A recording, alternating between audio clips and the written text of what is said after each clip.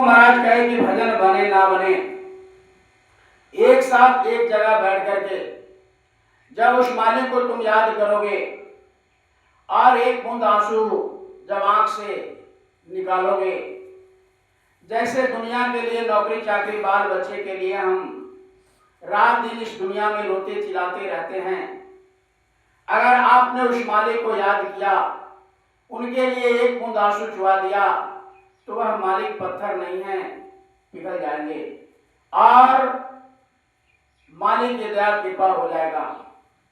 अभी प्रेमियों आपने वचन में सुना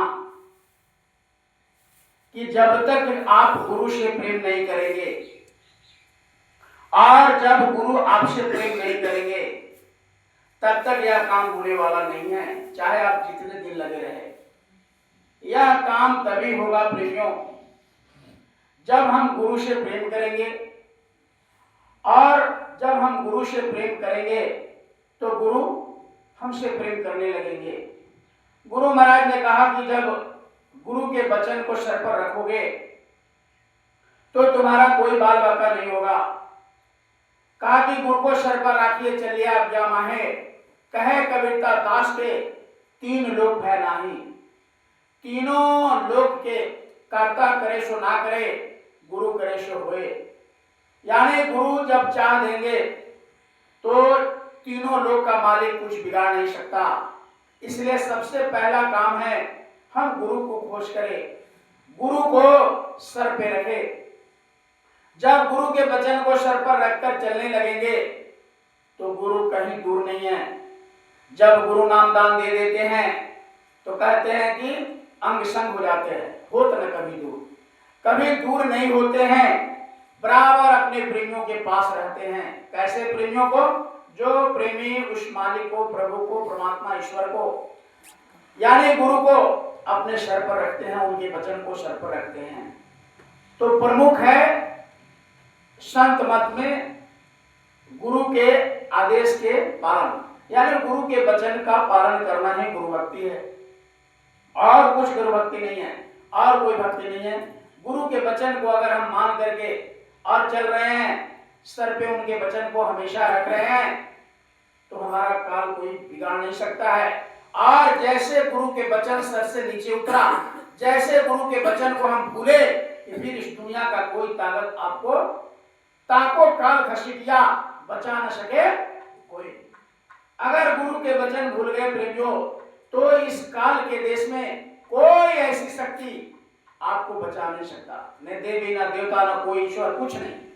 कहा कि इस भावसागर से पार करने वाले ओनली फॉर इस सृष्टि में अगर है कोई तो गुरु है।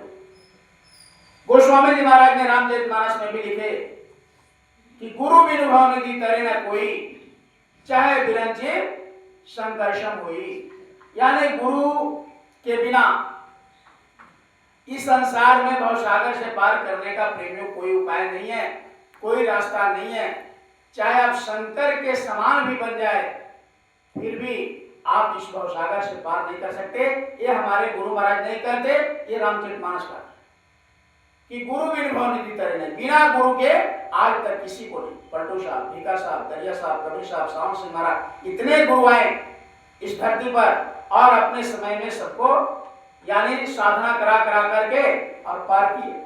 जो गुरु के वचन पर कुर्बान हो गए उनको गुरु के सामने में पार कर दिया। लेकिन जो लेकिन बट परंतु में रह गए तो फिर से उनको जन्म दिलवा दिया, या फिर से उनको यानी किसी ऐसे घर में पैदा कर दिए सत्संगी के कि फिर से वो धीरे धीरे सत्संग में आ जाएंगे और फिर से उनको मौका मिल जाएगा। तो इस तरह से गुरु कृपा कर देते हैं। लेकिन जो उनके वचन पर कुर्बान हो जाते हैं प्रेमियों, उनको अपने सामने ही पार कर देते हैं। आपने सुना, ऐसे तो बहुत बड़ा सौभाग्य है। तीनों आज संपुट कहते हैं, गंगा यमुना सरस्वती संगम, जैसे त्रिवेणी कहा गया तो आज त्रिवेणी लगा हुआ है। यहाँ पूर्णिमा भी आज लग गया, और साप्ताहिक जो गुरु महाराज का वचन है कि चाहे कुछ भी हो जाए, साप्ताहिक ध्यान भजन इतवार का गुरुवार का कभी बंद मत करना, कभी छोड़ना मत। और प्रेमियों आज रविदास जयंती ऐसे महापुरुष का आज जयंती है, तो रविदास जयंती भी है, पूर्णिमा भी है, और आज साप्ताहिक ध्यान भजन भी है, साप्ताहिक सत्संग भी है। तो गुरु महाराज की दया से आज हम सब प्रेमी इस त्रिवेणी में, इस संगम में श्रावण हो रहा है कि मालिक की दया है, कृपा है। बिना उनके कृपा का ये नहीं हो सकता। जब उनकी कृपा होता है, उनका दया हो जाता है प्रेमियों, तब ऐसा माहौल मिलता है। और गुरु महाराज ने कहा कि साप्ताहिक ध्यान भजन कभी मत छोड़ना, पूनम का सत्संग कभी मत छोड़ना, तीज त्योहार का सत्संग गुरु महाराज जब तक थे करते रहे बराबर। छत्राणी घराने की महारानी मीरा, एक चमार जाति को आप समझिए, उस समय में कितना जाति प्रथा था। आज भी लोग कहीं कहीं सुनने को जात पात आ जाते हैं, लेकिन उस समय तो बहुत ज्यादा था, ऊंच नीच बहुत ज्यादा। उस समय महारानी मीरा जब रविदास जी महाराज का वचन को सुनी, जब इनके पति भोजराज मर गए लड़ाई के मैदान में, जब इनके ससुर भी मर गए, तो ये बहुत पहले कृष्ण की उपासक थी मीरा, बहुत पूजा पाठ करती थी, लेकिन कृष्ण भगवान ने ही उनको रोने धोने पर उन्होंने इशारा कर दिया कि तुम इतने पागल हो गई हैं, तुमको उस मालिक से मिलना है, इशारा कर दिया। और गुरु महाराज कहते हैं कि जब तुम में लगन आ जाएगा, कोई ना कोई माध्यम बन जाएगा और गुरु तक पहुंचा देगा। गुरु महाराज कहते थे कि देवी देवता का जो तुम पूजा करते हो, तुम लगन से करो, जब तक कोई महापुरुष नहीं मिले। हो सकता है कि तुम्हारा लगन श्रद्धा अगर रहेगा तो उसमें लगते लगते लगते कोई माध्यम बन जाएगा, और जब तुम उस मालिक से सच्चा प्रेम करना चाहती हो तो कोई ना कोई उपाय लग जाएगा और तुम वहां पहुंच जाए।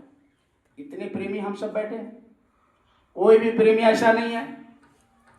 हम सब प्रेमी गुरु महाराज को खोजने नहीं गए, कोई ना कोई जरिया बनाकर, कोई ना कोई गुरु महाराज ने माध्यम बनाकर, और कोई प्रेमी मिल गए, कोई सत्संगी मिल गए, उन्होंने कहा कि चलो भाई गुरु महाराज के पास, और हम लोग को ले गए।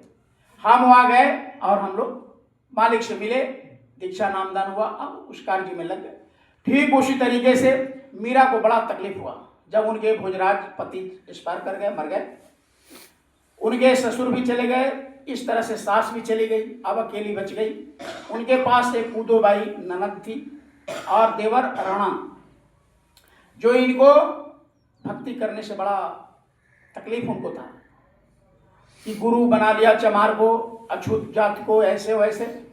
तो मीरा प्रेमियों इतिहास में आता है, मीरा के जीवनी में आता है कि ज्यादा वो मिले नहीं मालिक से, ये अपने गुरु से ज्यादा उनको समय नहीं मिला, बहुत कम समय मिला मीरा को अपने गुरु के साथ, क्योंकि इतना पहरा लगा रहता था कि वो संत के पास, अपने गुरु के पास बार बार।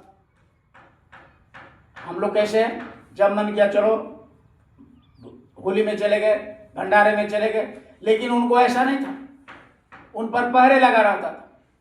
बेचारी छुप करके किसी तरह निकल करके अपने गुरु के पास जाती और साधना करके, अजाब साधना करके उस मालिक को प्राप्त की जीते जी। तो कही पाए जो मैंने नाम रतन धन पायो, वस्तु अमूलक दिया मेरे सतगुरु, कृपा कियो अपनायो, पाए जो मैंने नाम रतन धन पायो। नाम रूपी रतन धन हमको गुरु ने दे दिया, और उसको उन्होंने रात दिन करने लगे। बढ़ता दिन दिन सवाई, कहते हैं कि रात दिन वो बढ़ रहा है, चौगुना पचगुना ऐसे बढ़ रहा है, रोज साधना कर रही। तो प्रेमियों अभी हम लोग ने मीरा का प्रार्थना किया कि एक टक टक से और 6 महीने तक वो देखती रहती थी, रात भर नींद नहीं, भावे जल ना अन्न पानी। माने मीरा को रोते रोते वो तकिया गीला हो जाता अपने गुरु के दर्शन के। जिस दिन ध्यान भजन में गुरु का दर्शन नहीं होता था, रोती रहती थी, खाना पीना कुछ उनको अच्छा नहीं लगता, तकिया बेचारी गीला कर देती थी, सोते रोते रोते। भय छहमासी रैन दरस में दुख न लागे ने, दरस में बरस न लागे ने। जैसे ये सावन बरसता है बादल, उस तरीके से मीरा अपने उस मालिक के लिए, प्रभु के लिए रोती रहती थी। तो रोने वाले का कहा कि हंस हंस कोई ना पाया और जिन पाया तिन रोए, यानी रो करके प्राप्त किया, हंसकर किसी को मालिक नहीं मिले।